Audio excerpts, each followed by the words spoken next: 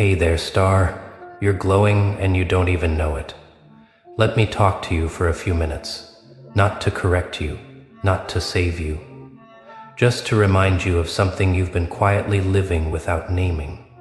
You've been carrying light through rooms that tried to dim it, and you never announced it. You never demanded recognition. You just kept moving, even when the ground shifted beneath you. You've been through moments where trust cracked without warning, where people you stood beside rewrote you, when you weren't looking, where your name moved faster in whispers than it ever did in truth. And still, you stayed composed still. You didn't rush to explain yourself. You didn't perform pain for understanding. You chose silence, not because you had nothing to say, but because you understood something deeper. Not every room deserves your voice. They mistook that silence for weakness, they always do. People who live loudly can't imagine restraint as strength. They thought your calm meant you didn't notice. They thought your distance meant you were defeated. But you were watching. You were learning the patterns. You were gathering yourself back from places you gave too much of it away. While others were busy reacting, you were refining. While rumors ran in circles, you stood still long enough for the dust to settle. And when it did, something interesting happened. The truth didn't need your defense. It started standing on its own, quietly, naturally, like light creeping into a dark room through a crack no one bothered to seal. You see, consistency is loud in a world addicted to chaos, and you were consistent. You didn't change your tone to match the noise. You didn't lower yourself to fit the story others wanted to tell. You kept showing up the same way, with the same integrity, the same grounded presence. And that consistency started to unravel the fiction around you. People who once felt comfortable misrepresenting you began to feel uneasy. Not because you confronted them, but because your calm didn't match their narrative. Their version of you needed you to be reactive, emotional, scattered, but you weren't. You were centered, and that disconnect became impossible to ignore. Somewhere along the way, you stopped chasing clarity from people who thrived in confusion. You stopped trying to be understood by those committed to misunderstanding you. That wasn't bitterness. That was wisdom arriving quietly. That was you choosing self-respect over endless explanation. And notice how things shifted when you did that. Conversations changed tone when your name came up. Stories lost their confidence. People who once spoke freely began to hesitate, to overthink, to contradict themselves. Not because you exposed them, but because truth has weight, and lies collapse under it without being touched. Your presence started to feel different to them. Heavier, not in a threatening way, but in a grounding one. Like a mirror they couldn't look into for too long without seeing something they'd avoided in themselves. Your calm became influence. Your restraint became authority. Your silence became gravity. You didn't disappear. You became selective. And that distinction matters. You didn't close yourself off to punish anyone. You simply stopped giving unlimited access to people who never treated your presence with care. You learned that boundaries are not walls, they're doors with intention. And the more you honored those boundaries, the more your energy stabilized. You started moving with alignment instead of apology. You spoke less, but meant more. You listened more, but tolerated less. And in that balance, you became untouchable in a way that had nothing to do with power over others, and everything to do with power over yourself.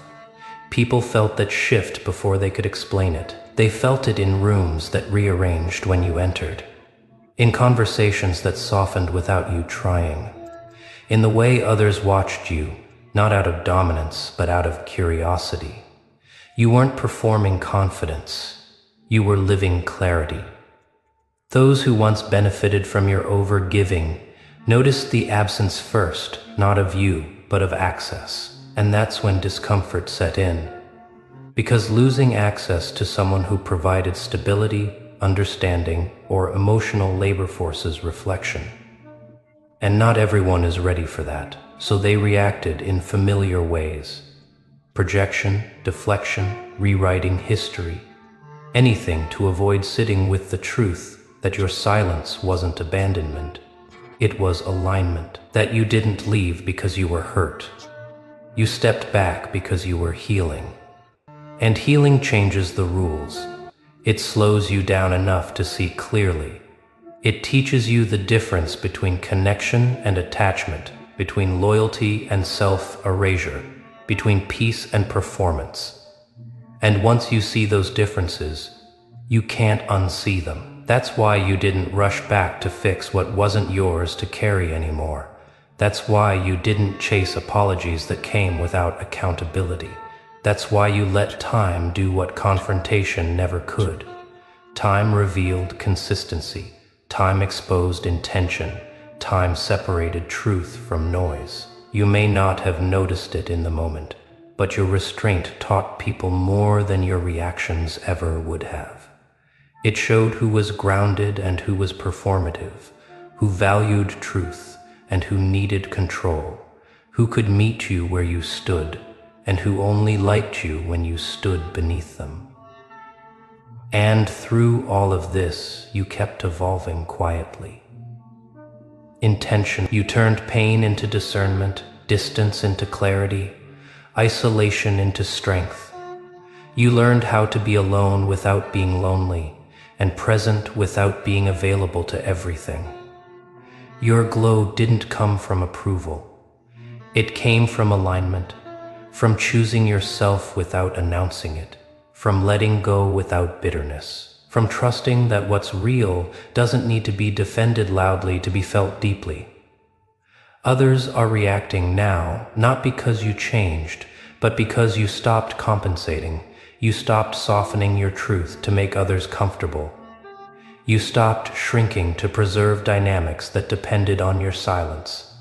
And when that stopped, the imbalance became visible. But here's what matters most. You were never weak. You were discerning before the world had language for it. You were patient before patience was rewarded. You were steady in a culture addicted to reaction, and that steadiness is still unfolding. This isn't the end of your story. It's the continuation of a version of you that no longer needs permission to exist fully. You're still rising, not in volume, but in depth, not in force, but in presence. And what comes next builds on everything you've already survived, refined, and reclaimed. And here's what happens next, even if no one says it out loud. Once you step into this quieter, truer version of yourself, the world doesn't rush you anymore. It studies you. People start paying attention in a different way. Not the loud kind of attention that demands performance, but the cautious kind, the kind that watches patterns. Because patterns don't lie, and you've become one steady, grounded, unmoved, you start to notice it in small moments. A pause before someone speaks to you, a shift in tone when your name enters a conversation. The way people check themselves around you now, as if something about your presence requires honesty. That's not intimidation. That's respect forming where control used to live. You see, when you stopped reacting, you disrupted an unspoken agreement. The agreement where you were expected to absorb tension, smooth discomfort, carry emotional weight that wasn't yours. When you stepped out of that role without explanation, it forced others to face the emptiness you once filled. And emptiness has a way of making people uncomfortable. Some tried to pull you back with nostalgia, others with guilt, a few with sudden kindness that arrived too late to feel genuine. But you didn't bite, not because you're cold, but because you're clear. You learned that clarity doesn't argue. It observes and chooses. You've probably felt moments where you wondered if you were being too distant, too reserved, too selective. That old reflex to question yourself doesn't disappear overnight. It shows up quietly, asking if you should soften again, explain more, reach out first. But every time it does, something steadier answers back. Something in you now knows the difference between connection and self-betrayal.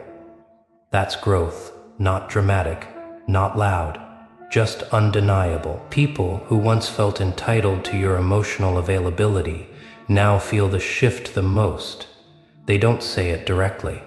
Instead, it comes out sideways. Confusion, subtle resentment, a sense of being unsettled around you because they can't read you the way they used to. And when someone can't read you, they can't predict you. And when they can't predict you, they can't control the narrative. Your silence became a kind of truth serum. Without you reacting, others had to speak more, explain more, justify more.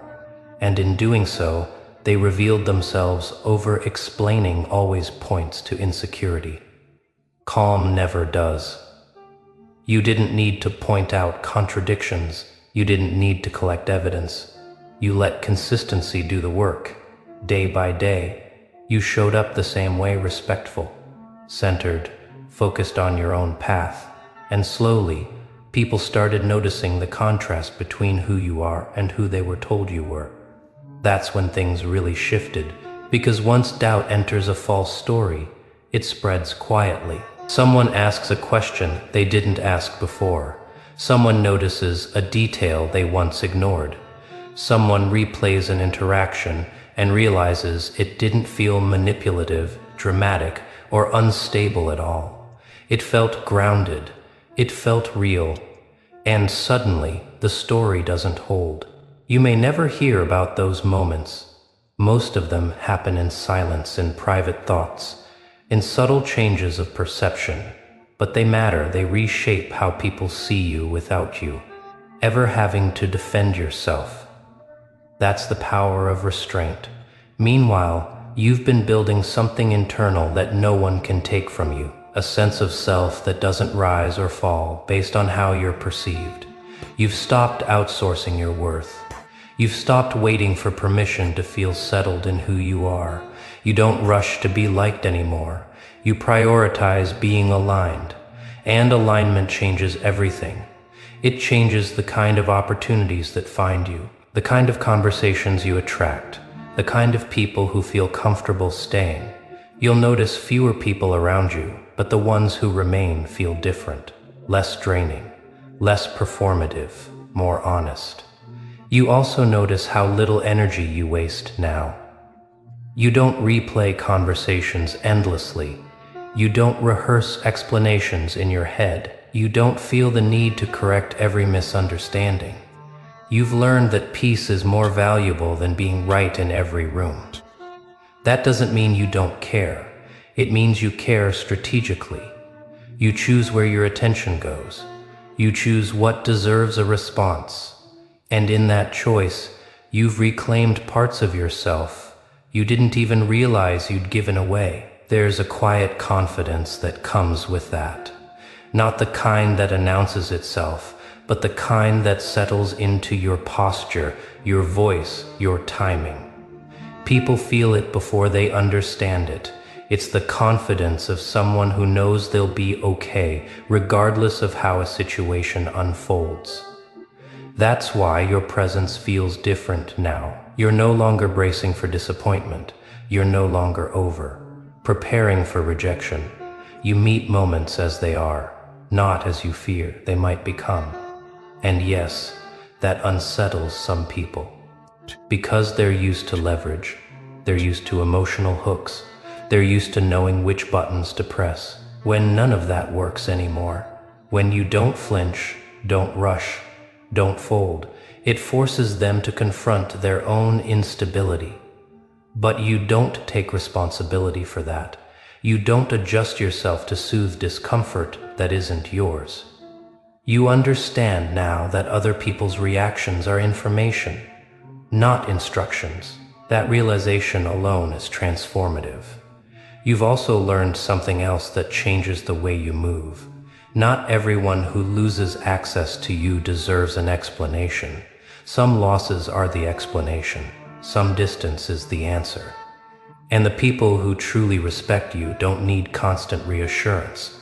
They meet you where you are. They don't test your boundaries to see if they still work. They don't punish you for evolving.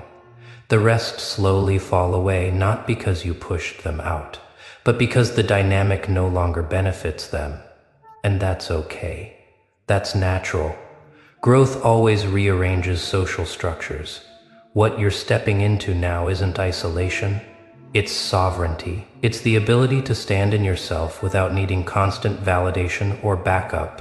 You know who you are, you know what you bring, and you know what you will no longer tolerate. That doesn't make you rigid, it makes you intentional.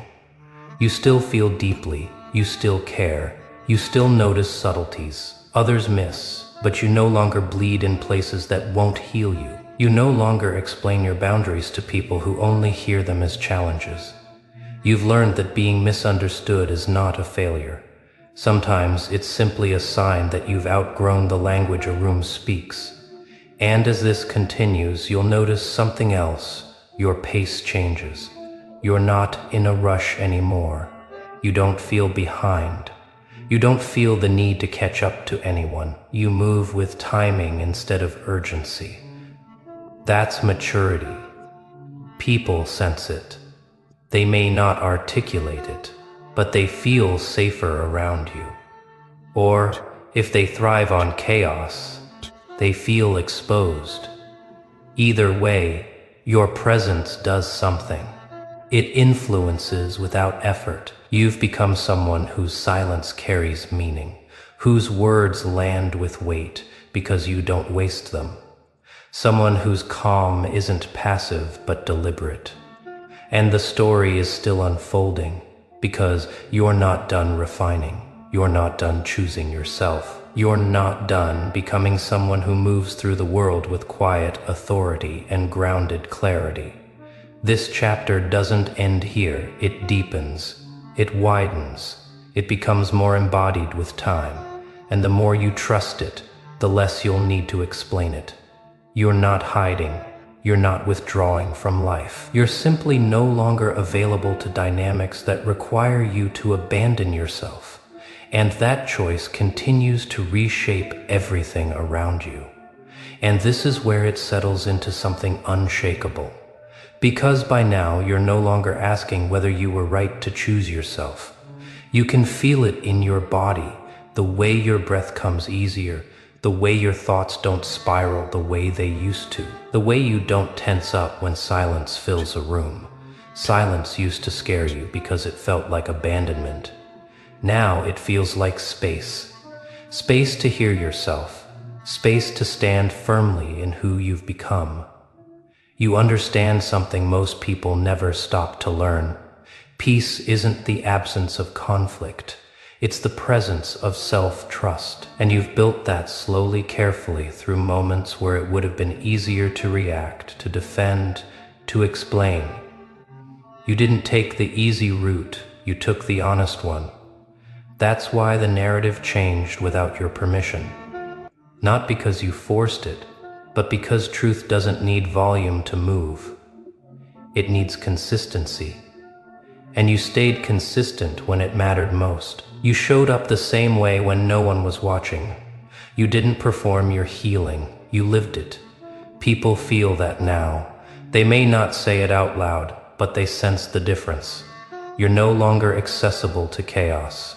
You're no longer pulled into emotional tug of wars. You don't negotiate your worth. You don't chase closure from people who couldn't give clarity even when you were close. And that's what made you powerful, not dominance, not control presence. You carry yourself differently because you're not carrying everyone else anymore. You don't enter rooms trying to earn safety. You bring it with you. You don't ask to be respected. You move in a way that makes disrespect feel out of place. Some people will never be comfortable with that version of you. That's not a flaw, that's information. It tells you exactly who benefited from your confusion, your overgiving, your self-doubt. And instead of resenting them, you release them. Because resentment ties you to a past you've already outgrown. You don't need to prove anything. Now your life speaks quietly but clearly. Your decisions are cleaner. Your boundaries are calm. Your energy isn't scattered, it's focused. And here's the part that matters most. You didn't lose your softness. You protected it. You didn't harden your heart. You gave it structure. You learned that empathy without boundaries is exhaustion, but empathy with self-respect is strength. That's wisdom. So when people react to you now, when they seem unsure how to place you, when conversations feel different, understand this. They're responding to the fact that you no longer need them to validate your reality. You're anchored, you're aligned, you're steady. And steady people change environments without trying. You're not invisible anymore. You're not loud either. You're unmistakable. The kind of presence that doesn't announce itself but alters the tone of the room. The kind that makes people slow down. The kind that invites honesty or exposes avoidance. That's why the story never really ends. It evolves. You'll continue refining. You'll continue choosing depth over noise. You'll continue letting go of what doesn't meet you where you are. And each time you do, you'll feel lighter, clearer, more at home in yourself. Others will keep reacting, some with admiration, some with discomfort, some with silence. Let them. Their reactions are no longer your responsibility. Your only responsibility is to stay true to what you've built. You were never weak. You were becoming. You were never alone. You were learning to stand without leaning on what couldn't hold you. And now, you're not hiding in the quiet. You are the quiet. Grounded, intentional, unavailable to manipulation, open to what's real. This is not the end of your story. It's the point where you stop explaining it and start living it fully, calmly, powerfully, on your own terms. And that, whether anyone admits it or not, is what changed everything.